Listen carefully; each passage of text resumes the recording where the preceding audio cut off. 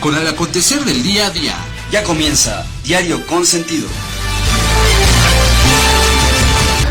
Muchísimas gracias por acompañarnos hoy, 29 de mayo del 2020. Estamos un día más en esta transmisión de Diario Consentido. Tengo todo el placer de presentar a mis compañeros Mauricio Chumacero, Marc López Vizcaíno. ¿Cómo están, compañeros? Hola, buenas tardes, Marco.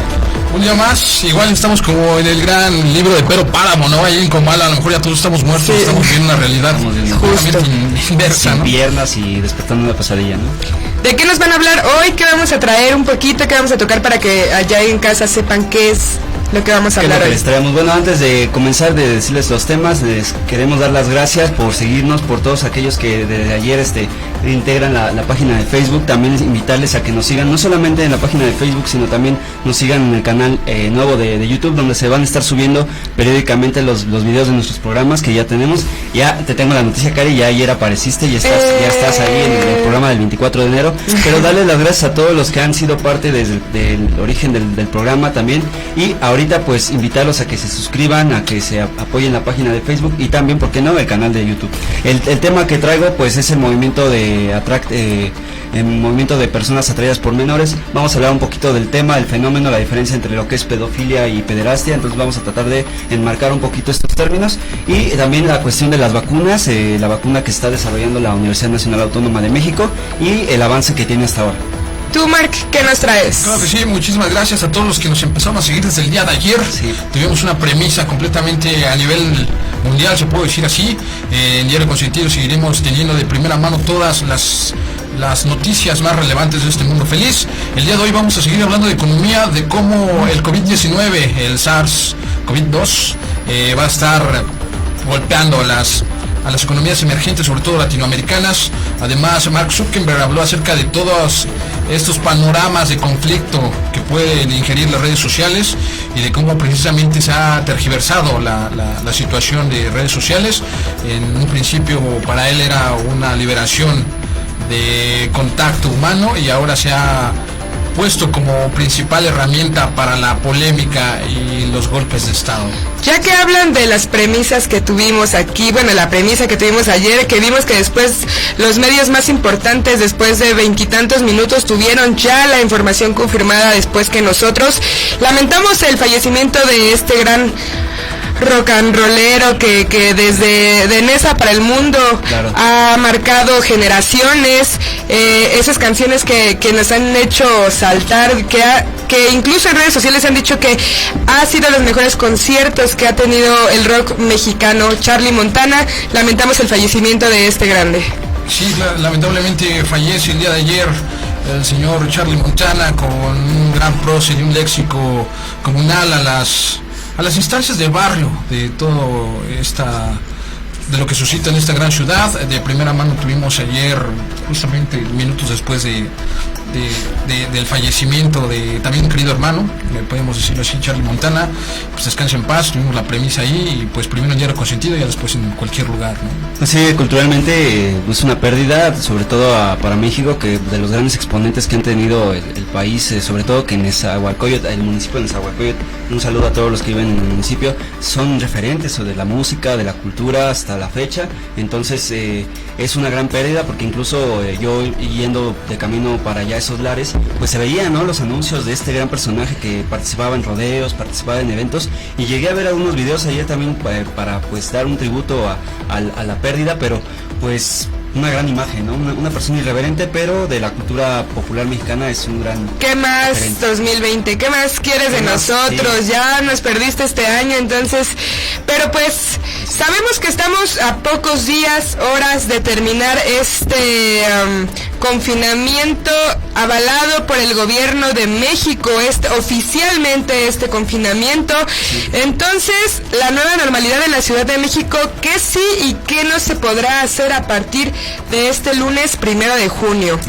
El próximo lunes termina en México la Jornada Nacional de Sana Distancia por el coronavirus COVID-19, lo que no significa que ya podamos salir a las calles en todo el país. En la Ciudad de México se dará paso a una etapa de regreso gradual a la nueva normalidad que estará determinada por un semáforo. Este semáforo ya se los habíamos estado presentando en emisiones anteriores, ahorita lo van a estar viendo en pantalla. pantalla. Consta de 4 colores, otra vez se lo repetimos, ¿por qué? Porque queremos que esta salida, este despertar vaya otra vez de poco en poco, sí. Que ustedes allá en casa tengan bien presente estos 4 colores de los cuales consta este semáforo. Será determinado por el número de hospitalizados que se tenga en la capital del país. De acuerdo con los pronósticos, en la capital del país el semáforo estará en rojo hasta el 15 de junio. Entonces, a pesar de que oficialmente se termine este confinamiento este lunes 1 de junio, hasta el 15 de junio es cuando daremos paso al color naranja. ¿Qué industrias reinician el lunes? A la lista de actividades esenciales que ya permanecían abiertas se sumarán otras más. La jefa de gobierno, Claudia Sheinbaum, las industrias, dice que son las industrias de la construcción, minera y automotriz, son las que podrán reiniciar operaciones siempre y cuando tengan un protocolo de sanidad avalado por autoridades. Les recordamos que todas estas industrias y comercios que han querido reanudar este próximo lunes 1 de junio las actividades se tuvieron que haber registrado en la página del gobierno federal. También se contempla la reapertura de la industria cervecera, así como sus cadenas de producción. Entonces, esta es una buena noticia, quiere decir que el precio de la cerveza va a bajar, porque, oigan, estaba carísima. Sí, es un abuso el subir el precio, y sobre todo el producto que cayó alternativo a esta demanda de alcohol, pues dicen muchos que dejaron de desear la calidad de la cerveza. Entonces, pues ya los que extrañan el licor y esa cuestión de la cebada, pues ya van a tener una buena noticia. También el Instituto Mexicano del Seguro Social dio a conocer las siguientes medidas sanitarias que deberán seguir las empresas para poder operar en ingeniería, en líneas de producción donde no se puede respetar la distancia del 1,5 metros que se había estado proponiendo y diciendo que se debía respetar. Se podrá poner una barrera de acrílico para separar al trabajador de su compañero. Lo habíamos visto en supermercados, que en las cajas tienen una pared de acrílico, las cuales separa de la cajera con nosotros. En medidas administrativas, habrá un filtro a la entrada de cada una de las empresas, donde se medirá la temperatura de los trabajadores, un cuestionario de síntomas que ellos tendrán que mandar anteriormente para poder reiniciar las actividades. En la protección personal, el Instituto del Seguro Social recomienda el uso de cubrebocas, caretas, guantes y botas para los zapatos. En sanitización, otra vez, el uso de gel antibacterial para las empresas y limpiar con frecuencia el área de trabajo. También, vamos a ver, la pregunta, ¿se podrá salir a la calle a partir de lunes? Esta etapa está en semáforo todavía rojo, entonces no, por favor, mexicanos, no, aún no puede, sí podemos salir como lo hemos estado haciendo, pero no así como de ya, ¿no? ¿Saben? Como soltando la aglomeración. Ajá, el corral y salen las gallinas, no, de hecho se han visto en redes sociales que hay videos con este tema de que está el corral, suelta las gallinas y todas, ¿no? Todos pero no, así no va a ser. Entonces el semáforo también contempla el regreso de la actividad de las instituciones de justicia legislativas mediante el uso de videoconferencias, como ya se había estado dando en el Poder Legislativo. Han estado haciendo estas conferencias donde aprueban votos, aprueban medidas. Se vio en la semana pasada lo del aborto en diferentes estados, todo mediante conferencias. También, al igual que la semana pasada, el Metrobús estuvo dosificando la entrada en un horario de 6 a 8 de la mañana. También el metro anunció que lleva a cabo acciones de dosificación a usuarios e ingreso a la red. En el piso se van a colocar la señalización de sana distancia y es donde te tendrás que parar. Esta medida inició ya en las estaciones Cuatro Caminos, Zaragoza, Hidalgo, Centro Médico y Pantitlán, y se contempla que de manera gradual se extienda a otras estaciones que son las de uso frecuente. Entonces, también el regreso a clases será en la educación básica a partir del próximo 10 de agosto. El secretario de Educación, Esteban Moctezuma, estimó que el regreso a las aulas en nivel básico, siempre y cuando el semáforo de riesgos esté en verde, será el 10 de agosto. Entonces ellos están estimando que del 1 de junio al 10 de agosto se esté pasando al color verde en el semáforo, que es cuando se reanudarán no solamente la educación básica, sino la media superior y superior, que estamos viendo en pantalla, este semáforo que ya se había visto. También recuerden que se perdieron los exámenes de asignación para entrar a las diferentes instituciones de este país. Entonces el secretario de Educación afirmó que el examen de asignación por ejemplo, la secundaria queda suspendido. O sea, no va a haber, yo no sé cómo qué medida va a implementar la Secretaría de Educación Pública y para que estos alumnos que terminaron el ciclo escolar en primaria pasen al nivel de secundaria. Pero para el nivel medio habrá 4 fechas, 8, 9, 15 y 16 de agosto. Esto para reanudar la aplicación de exámenes para que ahora sí no se pierda este ciclo escolar. 15.398 empresas se han registrado para retomar actividades este próximo 1 de junio. Muy bien, entonces con lo que estás diciendo se va a llevar a cabo un registro de las empresas que están solicitando el inicio y pues bueno, muchas de las medidas que se están llevando a cabo ahorita durante el confinamiento y la cuestión de la contingencia, pues son acciones que todos los comercios y todas las industrias veo yo, o lo tengo como reflexión, debieron de haberse ejercido desde antes, ¿no? Incluso antes de pensar en una enfermedad, esta cuestión de respetar una distancia, pues tener un acrílico donde pues se evite esta cuestión de contacto de alguna sustancia, digámoslo así, algún mucosa, saliva y demás de los clientes o de los trabajadores, y también que las empresas se preocupen por la situación de sus empleados, tanto personal como de aquellos que trabajan ahí, de su salud. Entonces creo que estas acciones que se van a llevar en la nueva normalidad, digámoslo así, entre comillas, pues les permite que trabajen en un ambiente un poco más seguro. Estamos hablando cuando aperturamos este programa acerca de la idiosincrasia. Ese puede ser un factor completamente a favor y puede ser un factor en contra debido a las aplicaciones que cada gobierno está implementando, porque la situación cultural y social en cada región geográfica pues es distinta. Entonces lamentablemente en México tenemos una idiosincrasia completamente pues basada en el aspecto de teorías, de falacias, de creencias, en un acervo cultural en el cual siempre nos hemos manejado así. Entonces lamentablemente en México pues se puede acortar la temporalidad del confinamiento, se puede alargar más, todo dependiendo de cada uno de nosotros. Veíamos imágenes lamentables de personas aplaudiéndole a un camión de cervezas, lo cual se me hace lamentable, personas que van y critican al seguimiento de salubridad, a las personas que llevan todo el control de la pandemia, y nos queremos comparar con grandes potencias, pero definitivamente no se puede, no tanto en formas de implementación, sino de la forma de pensar del mexicano. Si nosotros no acatamos estas formas de seguridad, tenemos mala memoria, y conforme se vaya alargando este confinamiento y no veamos casos cercanos, pues nuestro escepticismo va a seguir ganando y vamos a seguir siendo presa de, como lo dije hace rato en la columna, una de las peores pandemias, que es la ignorancia, y lamentablemente en México, pues México abunda de este tipo de personas. Nos preguntan en redes sociales si ya es oficial estas 4 fechas que dimos para los exámenes de la educación media superior.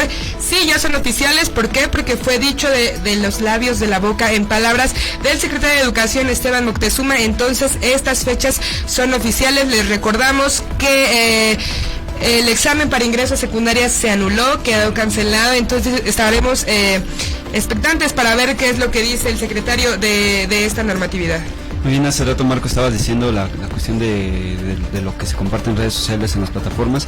Una de las quejas que le están achacando ahorita recientemente estos días a la gobernanza del país es que gracias a las pocas políticas de sanidad que se están dando, pues ya Japón no va a dejar entrar vacacionistas ni visitantes, ¿no? Sí. La información ciertamente está tergiversada, porque ahorita ningún medio ha compartido una noticia en la cual diga mexicanos no pueden entrar al país nipón. Esto es una mentira, ¿sí? Sabemos que desde febrero de este año Japón había sido rechazado para visitar países que en cierta medida son pequeños, pero se había tomado la medida que los japoneses no podían visitar países de extranjeros, vaya, porque estaban haciendo la contingencia en esos lares. Y ahora que México está, digamos, saliendo, más bien está en la curva de ascenso de la cuestión de los contagios, pues es lógico que un país extranjero diga, pues, evitamos, pero no que el país extranjero visite de su nación, sino que con ciudadanos del país nipón no puedan viajar a estados extranjeros. Lo curioso es que, por ejemplo, se comparte en el diario La Jornada que los europeos tienen inquietud de viajar a Estados Unidos, sabiendo que Estados Unidos ahorita es el lugar con mayor tasa de contagios, dígase Nueva York, dígase a cualquier lugar de este país. Entonces el foco. Entonces lo irónico es que se centra en la cuestión mexicana de que pues los mexicanos por esta cultura que se está diciendo de no ser, tener una política sanitaria, no vamos a poder salir, ¿no? Porque se dice esto porque Japón va a otorgar ciertas facilidades económicas para viajar. Se dice que va a haber un subsidio a viajes, pero ahorita los europeos, por ejemplo, están diciendo que quieren viajar a Estados Unidos, sabiendo que es un foco de infección. Entonces creo que invito a toda la población que nos ve, que los que están formando parte de la página y del programa, que se informen bien, si sobre todo es en Diario Consentido, se informen de manera certera con datos que se están compartiendo en el día a día, como ayer fue lo de Charlie Montana, se confirmó y después todos los diarios empezaron a compartirlo, ¿sale? Nos congratula haber sido la primicia, el tener la primicia, pero también decir que estos datos que se están dando aislados no se compartan como tales porque luego confunden. Y sobre todo la pregunta que están haciendo sobre los datos, pues sí, ya es oficial, se está hablando de unas fechas que ya nos dijo Cari ahorita, de qué va a proceder en la Secretaría de Educación Pública, y pues bueno, hay que darle seguimiento para poder tener certeza. También con eso que recalcas de poder viajar y todo, se ha estado también suscitando en redes sociales esta reapertura, ¿no? El próximo 1 de junio. Pero lamentablemente todos los estados estamos en semáforo rojo. Zacatecas es el único estado que está en el color naranja. Entonces, también informaron ayer en la mañanera, en la de ayer y en la de hoy, que el pico de contagio está subiendo de poco a poco, ¿no? Se está viendo más elevado. Entonces, por favor, si van a salir, salgan, traten de evitar salir, pero con todas las medidas de sanidad correspondientes. Sobre todo ayer un científico del MIT de Estados Unidos hizo un protocolo de estadístico en el cual ya da unas cifras completamente más concretas debido a la tasa de gente, de población, y sobre todo de lo longevo que podemos ser en cada región. Y este prototipo que sacaron los científicos del MIT, aproximadamente se espera de que en México superemos las 100,000 defunciones. Entonces no podemos bajar ahorita la guardia, no podemos creer que como pase el tiempo se nos va a ir olvidando, porque esto acontece a nivel global, no es una cuestión interna, no es cuestión de los gobernantes. Quítense por primera vez la careta de decir que es cuestión del gobierno, que es una mentira, que el COVID no existe. El COVID existe, hay gente allá afuera debatiéndose entre la vida y la muerte. Nosotros tenemos la oportunidad de poder estar en casa, de poder recibir un salario, pero hay gente que ni siquiera tiene esa permisidad. Entonces no podemos ser inconscientes, irresponsables y pensar que esto no va a repercutir a terceros. Posiblemente nosotros seamos asintomáticos, nosotros seamos ya portadores de este virus que va a ser parte de nuestra vida, como hay millones de virus y de bacterias que también conviven con nosotros a diario. Me parece que es parte de la existencia humana, pero no podemos bajar la guardia ni pensar de que las fechas límites que dio el gobierno se va a acabar esto va a durar por lo menos 1 o 2 años, en lo que nuestro cuerpo empieza a asimilar bien las reacciones de este condenado virus. Pero bueno, no bajen la guardia y por el momento quédense en casa, por favor. En casa. Hablando de reacciones y de científicos, la emisión pasada les estuvimos contando que China ha aplicado varias vacunas en las cuales los contagiados han dado positivo a esto, pero México, como siempre, no se quiere quedar atrás, y entonces es por eso que...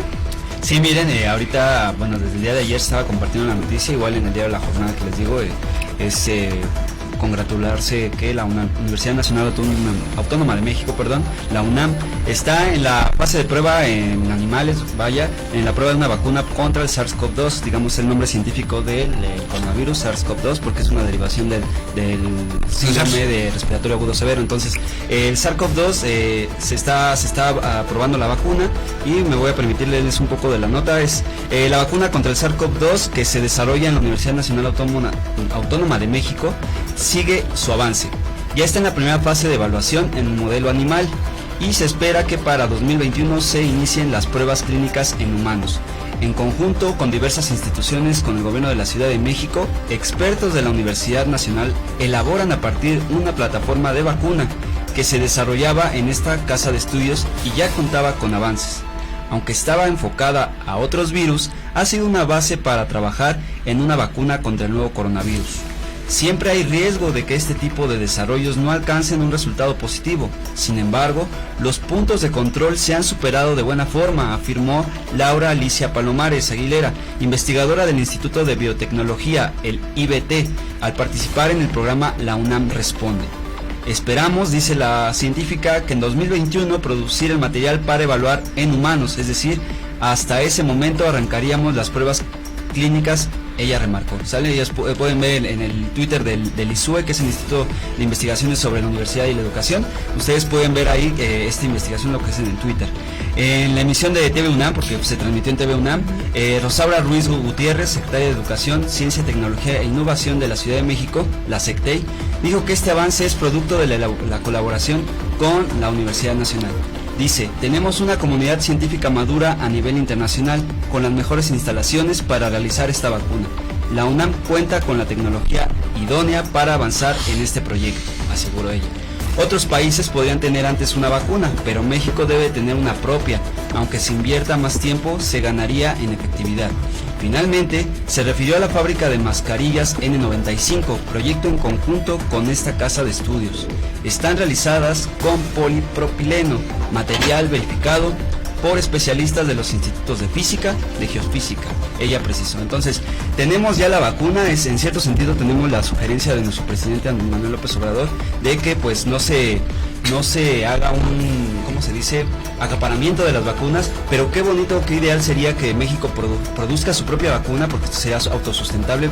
Tú, Marco, Cari, han venido hablando de la autosustentabilidad, y sería muy interesante que la Universidad Nacional Autónoma de México, junto con el Politécnico, la UAM, todo esto, sean los portadores de esta buena noticia, de que nosotros como país independiente podamos tener una vacuna para poder solventar las necesidades de nuestro país. Sí, que seamos los pioneros, ¿no? Seamos los pioneros en buscar una vacuna que pueda ayudar a nivel poblacional, no solamente en México, ¿no?, sino también a nivel global.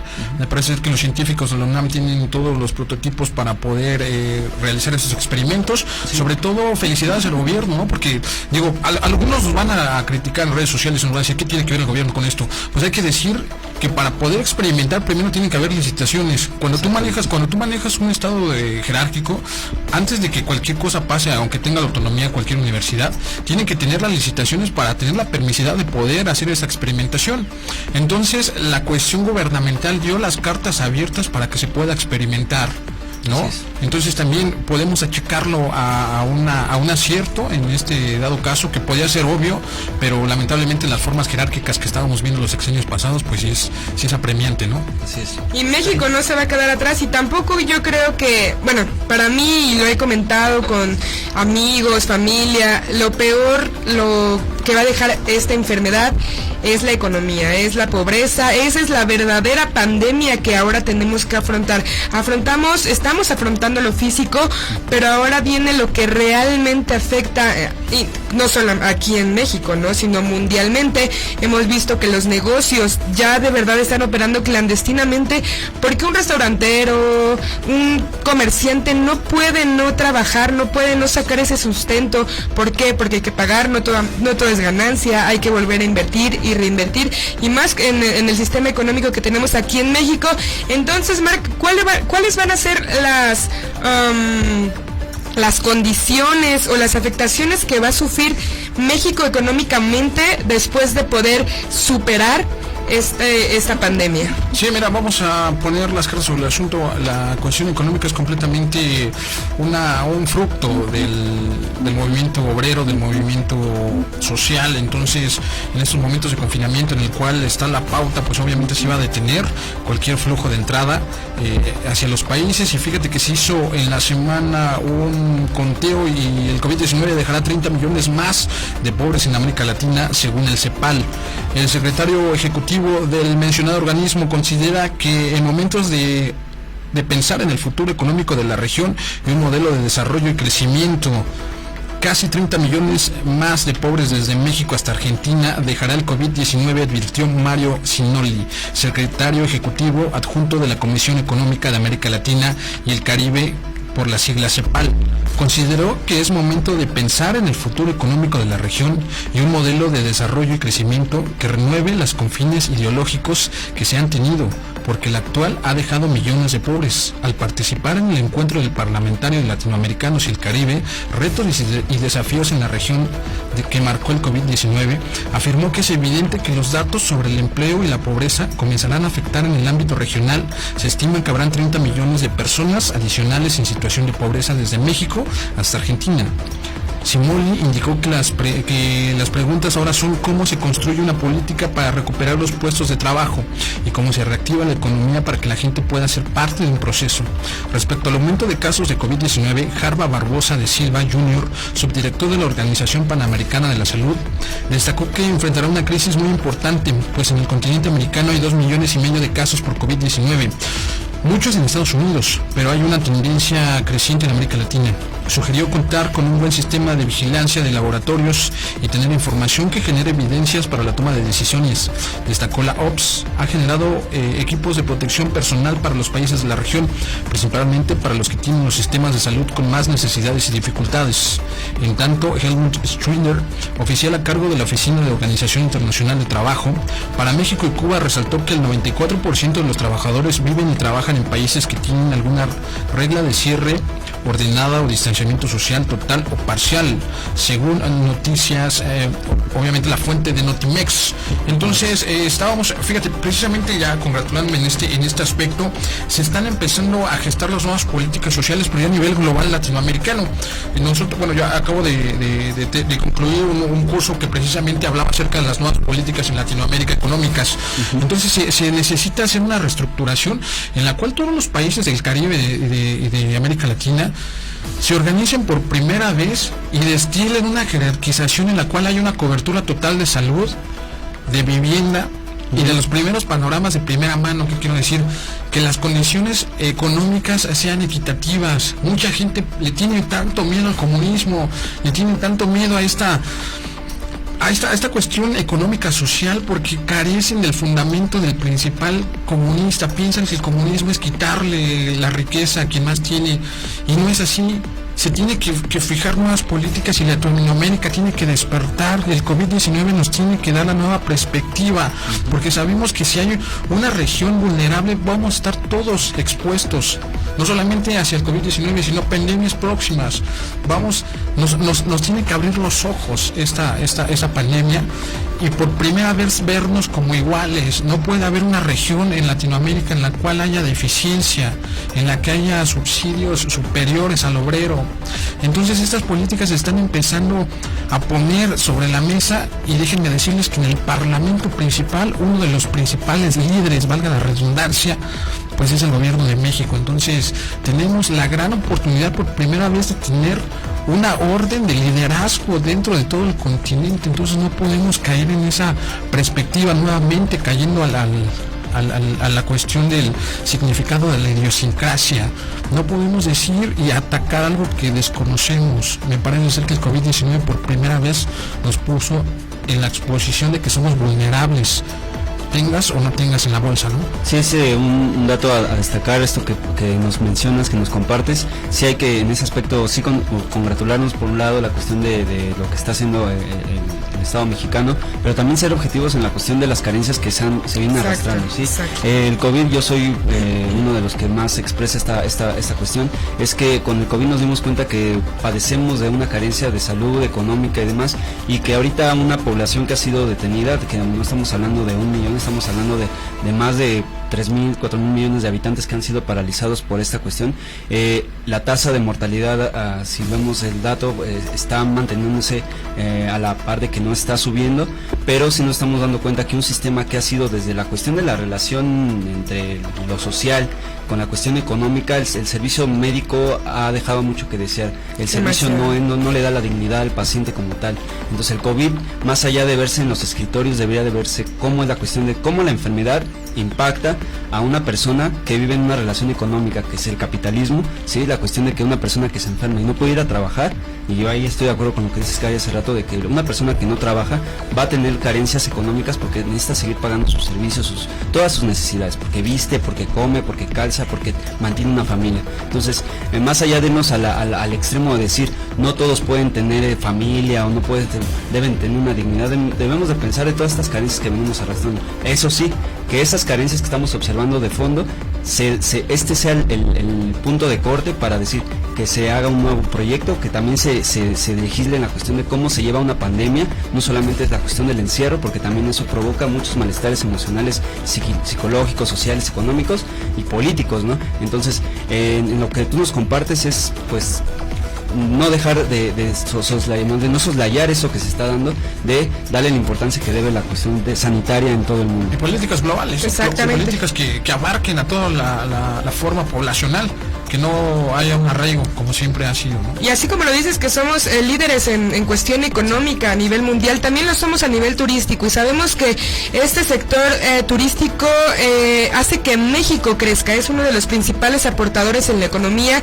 Entonces ahora vamos a tener que, entre mexicanos, llevados de la mano del gobierno, no ayudados por el gobierno, tenemos que sacar esta economía a flote. ¿Por qué? Porque ya no va a entrar esa economía, ese capital turístico que era el que, por ejemplo, Cancún, Acapulco, Veracruz, todos esos estados que viven de los turistas, que viven del sector turístico, se está yendo a pique. Estamos viendo en redes sociales promociones por parte de cadenas hoteleras, de aerolíneas. Entonces, entre nosotros tenemos que tener los cuidados, y sí, el principal problema es la pobreza. Entonces, de ahí deriva lo físico, lo moral, los problemas de deudas, porque el gobierno, sabemos que las instituciones privadas de bancos no han condicionado todos estos aportes de pagos. Tú tienes que pagar, y ellos incluso te mandan mensajes. A mí me llega: recuerda que puedes pagar tal servicio en tal aplicación, por medio de tal tienda que aún sigue abierta. Entonces yo creo que sí, no debemos de dejar de lado esto. Y ahora el pico que se está incrementando es el pico económico, ¿no? Ya no tanto físico, obviamente sí, que es el que tenemos que cuidar por hacerlo, por tener algo como un hábito, pero ahora el pico que tiene que cuidar el gobierno también, yo creo que es el económico, que es el que va a estar repuntando en números demasiado rojos. Así es, nada más un dato rápido, yo les mencionaba cuántos millones de pobres hay en el mundo, y son casi 4.300 millones de pobres. Ahora sumarle los 50 millones que se vienen con esta cuestión, que yo pienso que son más, pero son los datos que se van a estar presentando, y hay que cuidar eso, no solamente jerarquizar la cuestión, jerarquizar lo más importante, y cuidar esa cuestión de la pobreza en el mundo. Pues se vuelven olas difíciles, sí. No va a haber remesas. Hay que decir que también la economía está pausada en Estados Unidos. Uno de los principales flujos de entrada económicas en el país son las remesas que mandan los connacionales que están trabajando en el extranjero, y en esos momentos en el que todo el mundo pues está pautado debido a esta situación emergente del COVID-19, pues se nos vienen paisajes difíciles. Y lo que no va a ser pautado es este noticiario Diario Consentido. Seguimos agradeciéndole, muchas gracias por seguir como cada emisión a esos que no nos fallan.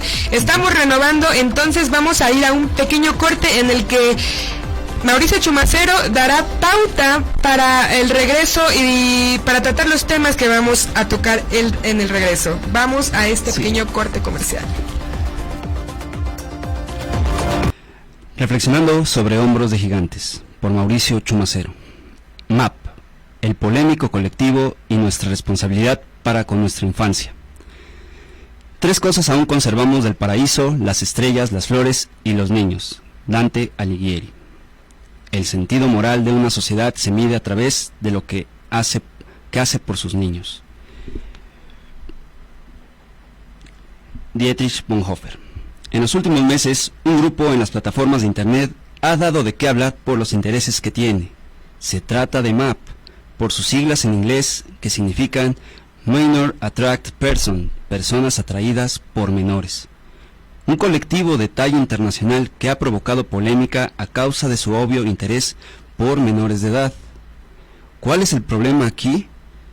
Esta atracción ha sido catalogada como una parafilia. Según la RAE, se define como la atracción erótica o sexual que una persona adulta siente hacia niños o adolescentes.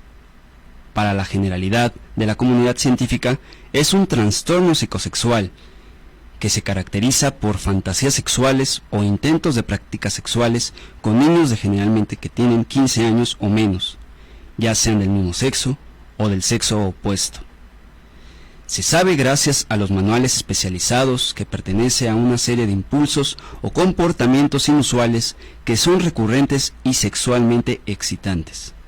Para que pueda ser diagnosticado de manera profesional, el sujeto que la padece puede llegar a sentir angustia o dificultades interpersonales, causar angustia al mismo tiempo que lesión o hasta la muerte a personas que no desean o no pueden consentir comportamientos de tal magnitud. Según los mismos manuales, se aclara que la pedofilia, al igual que el resto de las parafilias como grupo, tienen una alta tasa de comorbilidad entre sí y una tasa de comorbilidad igualmente alta con la ansiedad, la depresión mayor, trastornos del estado de ánimo y trastornos por abuso de sustancias.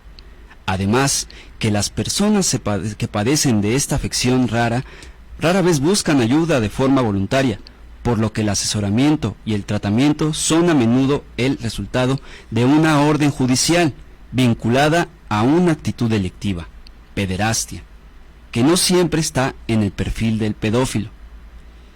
Teniendo las definiciones formales que nos ayudan a conocer el trastorno por el que llegan a ser juzgadas estas personas, cabe destacar que algunas de ellas pueden llegar a sentirse mal por tener algún tipo de pensamiento de atracción por algún infante y miedo de buscar ayuda, incluso sin haber cometido algún delito.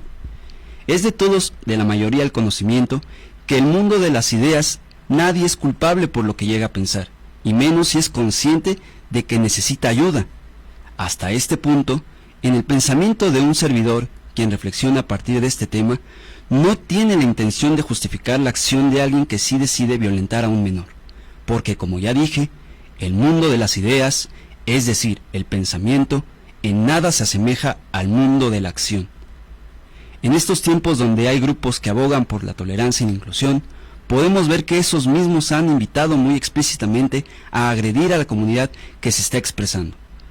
Sus intenciones de no ser vistos como gente enferma, imágenes con armas o frases con intenciones de agresión han sido la recepción que atendió a las publicaciones en Facebook, por decir alguna plataforma.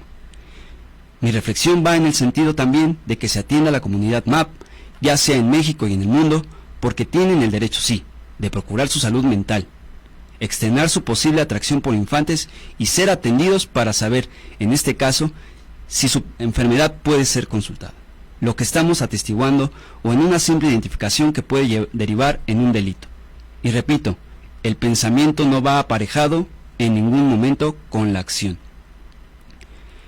Si los niños a su edad no pueden consentir porque en ciertos asuntos sí se permite, aparentemente, y en otros resulta un peligro, pues bueno, es una pregunta que queda en el tintero. Para terminar, sí me gustaría enviar un mensaje abierto a la comunidad y sociedad en general.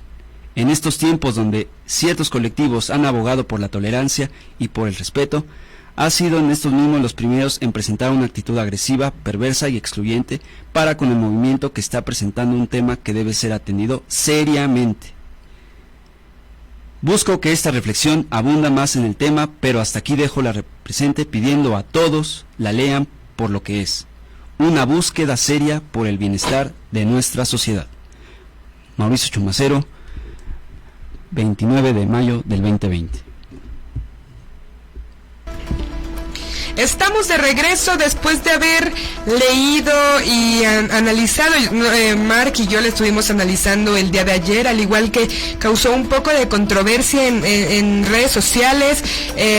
Teníamos comentarios que era una columna antifeminista, que las comparaciones con la comunidad hacia estos personas que están atraídas por los menores. Creo que es el momento bueno para tratar y que tú también puedas explicar, Mauricio, cómo es que justificas tu columna, de dónde es que lo comentábamos, ¿no? Nosotros podemos estar justificando la información, pero ustedes entran, leen, cada quien contextualiza como mejor le parezca y a lo mejor que sabe. Pero entonces, Mauricio, por favor, vamos a dar parteaguas a este tema del MAP. Sí, brevemente, y esto lo podemos hacer abierto en un debate dentro de la página, que ahorita el tiempo no nos permite, pero sí hay que aclarar que incluso en revistas como una revista que menciona muchas cosas interesantes en el mundo, también los diarios que en cierto momento no han compartido el tema a bien dentro de la población en nuestro país, en su justo lugar, en su justo medio. Solamente algunos diarios en el extranjero como la BBC, la Vanguardia y demás han compartido estos casos, pero incluso en Argentina se ha hablado de este tema.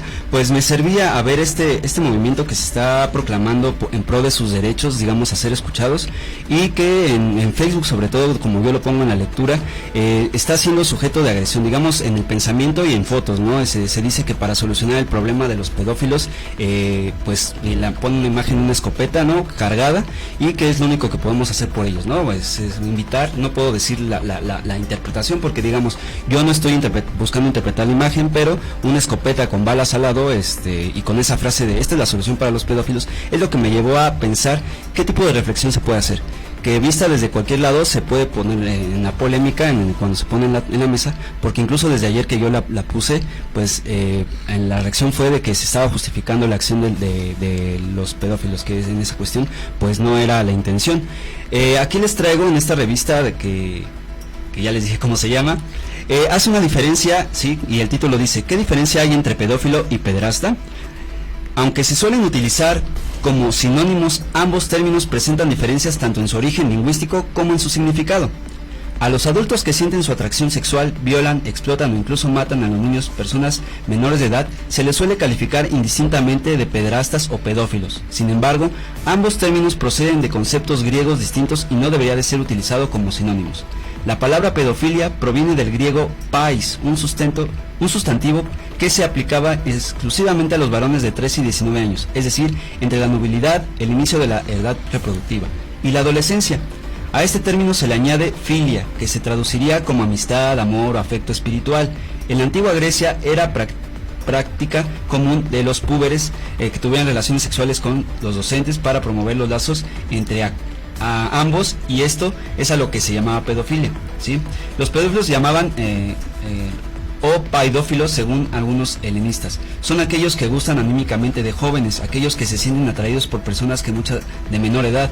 Algunos lingüistas afirman que aquellas personas que sienten atracción sexual hacia niños y niñas podrían calificarse de paidoniófilos, que serían aquellos que aman anímicamente a los niños, ¿sí? Por el contrario, ¿sí?, el vocablo pederasta proviene del erao, amar con pasión, y paides, plural del pais, y hace referencia a los hombres que desean sexualmente a adolescentes masculinos.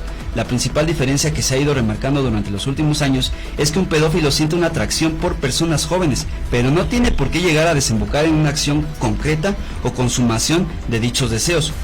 Por otro lado, un pederasta siente la misma atracción que el pedófilo, pero en este caso sí que desemboca en un abuso sexual. Digamos, okay, estamos hablando de la diferencia, la pasión, la atracción anímica. O sea, es como lo mental, de llevar lo mental al acto. Al acto, es decir, yo estoy viendo una persona, le decía a Marco al inicio de este programa en octubre, noviembre, que no es lo mismo decir, qué bonita dama estamos viendo en la calle, ¿no?, viene bien vestida, a decir, me acerco, le levanto la falda y la toco.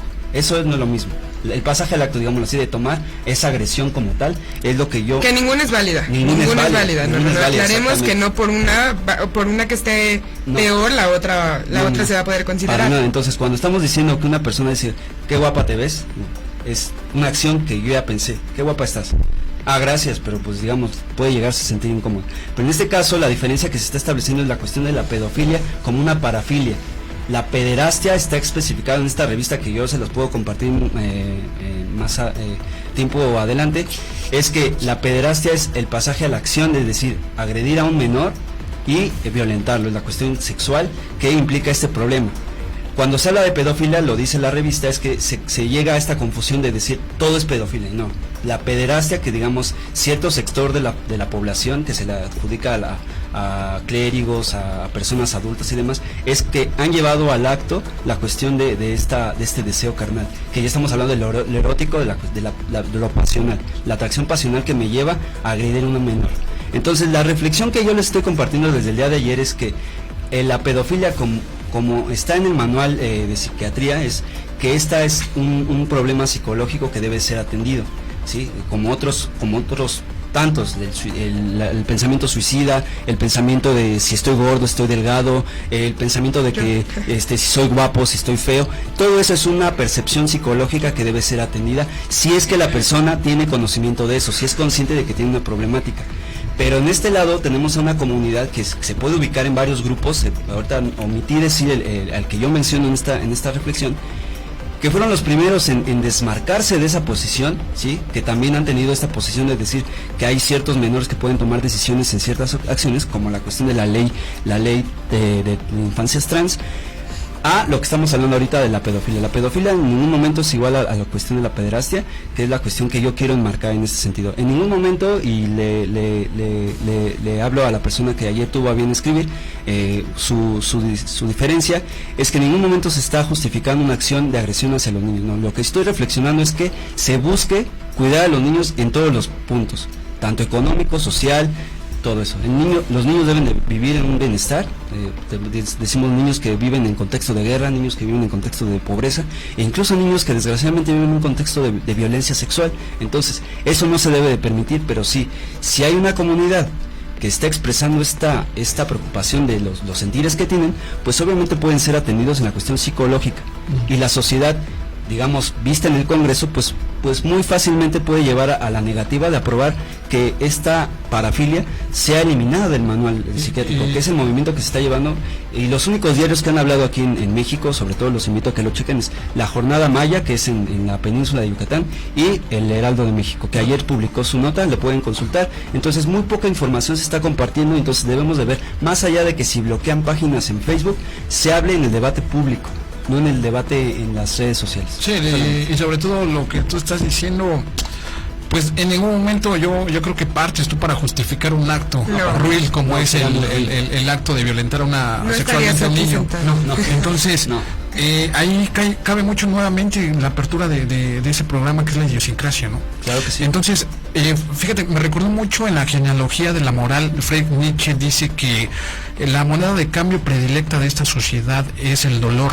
Entonces, nosotros acontecemos de que el acto del pedófilo, pues ¿cómo se tiene que pagar ese acto ruin? Pues causándole dolor, ¿no? Sí. Claro. Entonces, pues por eso ponen esas imágenes de que la mejor forma de acabar con eso pues es matándolo.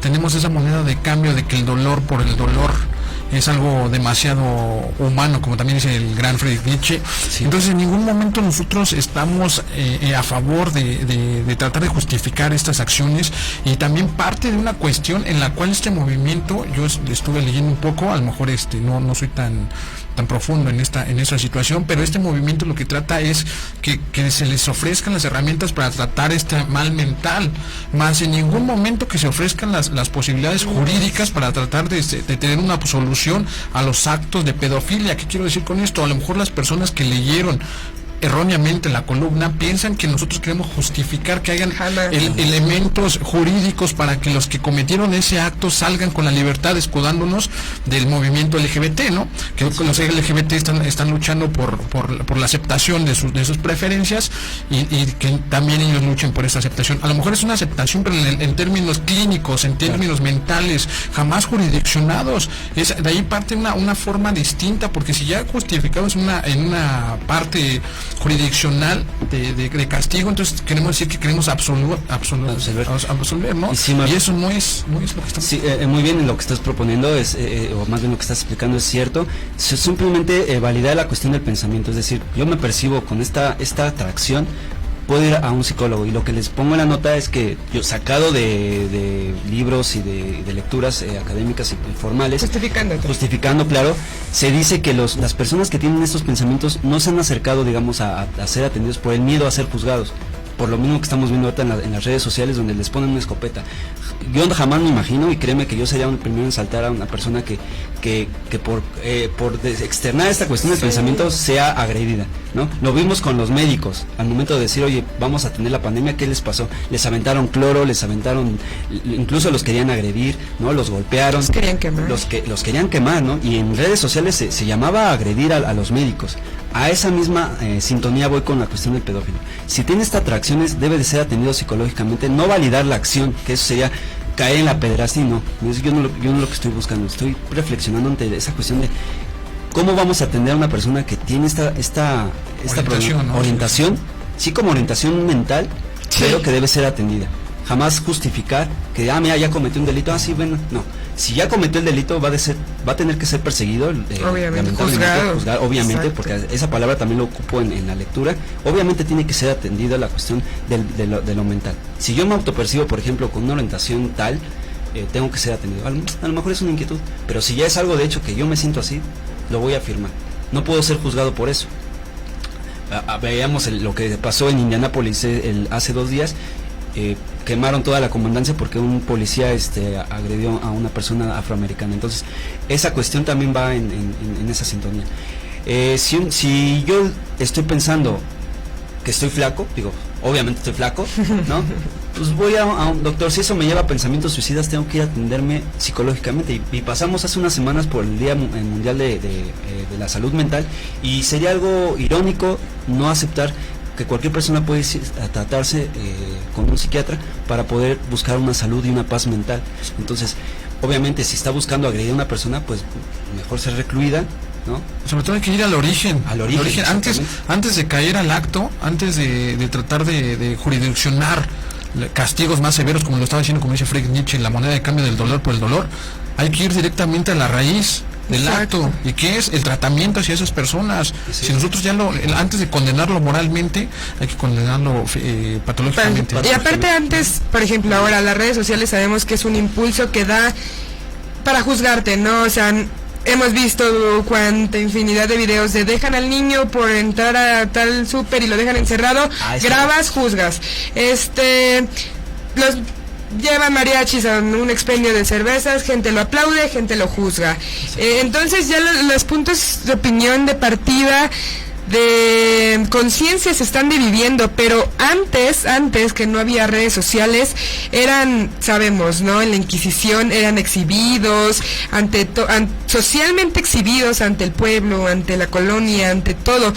Pero si bien sabemos, las redes sociales no deben influir directamente en la idiosincrasia de cada una de las personas, ¿no? Tú puedes opinar, tú me puedes decir: Karina, estás muy bonita, ¿no? Pero yo llego a mi casa y tengo un problema con el espejo y decir, no, pero pues no me la creo, ¿no? Entonces atenderme, pero que de tu comentario no afecte directamente a lo que yo pienso. Entonces, sí, fíjate que precisamente se promulgó, Mark Zuckerberg dice que no cree que las plataformas de internet deban ser árbitros de la verdad. Las declaraciones del presidente ejecutivo de Facebook se dan luego de que el mandatario Donald Trump intensificó sus ataques contra Twitter. El presidente ejecutivo de Facebook, Mark Zuckerberg, distanció a su empresa de la disputa entre Twitter y el presidente de los Estados Unidos, Donald Trump, en un momento en el que la Casa Blanca prepara un decreto sobre las firmas de redes sociales. Trump, quien acusa a estas empresas de un sesiego contra los sectores conservadores sin mostrar la evidencia, intensificó sus ataques contra Twitter después de que la compañía pusiera el martes por primera vez una etiqueta de verificación de hechos en 2 de sus tweets sobre el voto por correo. Creo que tenemos una política diferente a la de Twitter, destacó Mark Zuckerberg a través de la cadena Fox News, el canal de televisión preferido por Donald Trump, en el anticipo de una entrevista que saldrá al aire este jueves. No creo que Facebook o las plataformas de internet en general deban ser árbitros de la verdad. Creo que es una línea peligrosa en términos de decidir qué es verdad y qué no, sostuvo Zuckerberg en otra entrevista para la CNBC. Facebook exime la publicación y anuncios políticos de su programa de verificación de hechos y se ha negado a limitar la publicidad política dirigida como otras plataformas. La empresa ha sido crítica por los demócratas por este enfoque. Se espera que un borrador del decreto que Trump firmará el pasado jueves, sugiere que el presidente solicitará una revisión de una ley que exime a las compañías de internet, incluidas Facebook y Google, de la responsabilidad para el contenido en sus plataformas. Facebook y Twitter se negaron a comentar sobre el borrador. Una portavoz de Facebook dijo a través de la entrevista para Fox que había sido programas de la semana anterior. El presidente ejecutivo de Twitter, Jack Dorsey, tuiteó el miércoles que la compañía continuará advirtiendo sobre la información incorrecta o controvertida sobre las elecciones a nivel mundial, pero dijo que esto no es conveniente para ser árbitros de la verdad. Esto va completamente en discusión de lo que te estábamos diciendo. Donald Trump es una persona que habla mucho con los dedos, es una persona que se promulga mucho a través de redes sociales, y entonces debido a algunos tweets que tuvo el presidente actual de los Estados Unidos, pues le pusieron algunos lineamientos en el cual decía que no era verdad lo que estaba exponiendo. Entonces Donald Trump se exhibe de un viejo decreto para tratar de limitar ese tipo de libre de expresión, por decirlo así. Entonces obviamente los grandes líderes de estas plataformas pues se expresaron en contra del decreto de Donald Trump, porque no deben de haber lineamientos sociales de la verdad. ¿Qué quiere decir con esto? Que nosotros, por ejemplo, si sacamos una nota que Facebook tenga el acontecer de decir que si es cierto o es falso lo que estamos diciendo, es una plataforma de libre expresión. Tratar de limitar eso pues caería también en las libertades, ¿no? Sí, eso es muy cierto, Marco. Facebook ha estado cayendo en esa... Bien no lo hace. Bien no lo hace. Es una cuestión en la que sí lamentaría la acción que hace Facebook. Yo lo dije hace unos días, unos meses, casi un mes. Yo publiqué el libro de un personaje histórico alemán y me censuró un mes. No pude hacer directos porque me había censurado. Entonces, ¿qué parte del departamento de Facebook determina qué es verdad y qué no? Sin duda este personaje es histórico, ¿sí? Entonces no podemos perder esa sensibilidad histórica por la cuestión moral, de que eso es bueno o eso es malo. También con lo que les estoy proponiendo aquí, lo que les traje a la mesa es, yo no permito por ningún sentido que un menor sea agredido, y menos que una red social o una plataforma sea el juez moral que determine qué se puede compartir y qué no. Pero en ese sentido, donde se está defendiendo cierta bandera, digámoslo así, desde esa misma posición se ataque a una nueva, ¿no? Exactamente. Que está promoviendo la diversidad. Si se promueve la diversidad, vamos a escuchar todas las voces, pero no desde la plataforma en sí misma, sino que la voz se escuche con nosotros. Un like, un me enoja, un me encanta, un retweet y demás, no quieren decir que lo que tú estás diciendo sea verdad. Incluso si tú tienes 1000 likes o 1000 retuitazos, no significa que lo tuyo sea importante. A lo mejor es popular, pero no es importante, no es verídico. Pero lo que está haciendo ahorita Trump es que realmente se debe de legislar en las plataformas, porque incluso en YouTube también se maneja. Cuando estoy subiendo, por ejemplo, los videos que los invito a ver aquí de nuestro programa, también te preguntan, ¿este contenido es apto para menores o no? Y tú le pones, pues no, porque a veces se habla de cosas un poquito más elevadas para las personas que pueden entender. Pero en ningún momento se va en pro de agredir personas. Por ejemplo, con lo que pasó en Estados Unidos, lo que pasa en este lado. En ningún momento estamos yendo con la bandera de agredir médicos, agredir niños, agredir personas de alguna preferencia, no. Se va más por el respeto, pero que se pueda tender a un debate, como se hace en otros países, y que seamos la punta de lanza en Latinoamérica que pueda tener esa libertad. Y específicamente en estas redes sociales creado por Mark Zuckerberg, Facebook, Instagram, Facebook implementó las reacciones, ¿no? Ya de un solo like podías expresar lo que realmente te hacía sentir ese post, esa imagen, y digo, fue controversial y fue algo muy lindo, pero no siempre lo es, no siempre es grato para quien postea, para quien escribe, para quien tiene ese contenido, que siempre, sea lo que sea, cuesta trabajo expresarlo, ¿no? Porque nunca sabes ahora, en la actualidad, cómo la sociedad lo va a tomar, si para mal, si para bien. O sea, vimos un ejemplo también muy claro para que nos puedan entender ya concretamente en casa, hace 1 año, 2 años, con este suceso que aconteció en Estados Unidos, no sé si recuerdan a unas torres. Sí, claro. O sea, por cosa más mínima que te diera la referencia a eso que aconteció abruptamente a Estados Unidos, te lo cancelaban, te ocultaban el contenido, te baneaban, ¿no? O sea, entonces Facebook, en este caso su creador se tenía que poner de acuerdo con todo su equipo, ¿no? Que lleva a cabo estos lineamientos en estas redes sociales. Y sobre todo, volvemos nuevamente en la apertura de ese programa, la idiosincrasia. Yo creo que esa es parte fundamental del pensamiento, de la psique del ser humano. Obviamente se va construyendo a nivel social, porque la idiosincrasia pues engloba todo el pensamiento, la psique de una sociedad.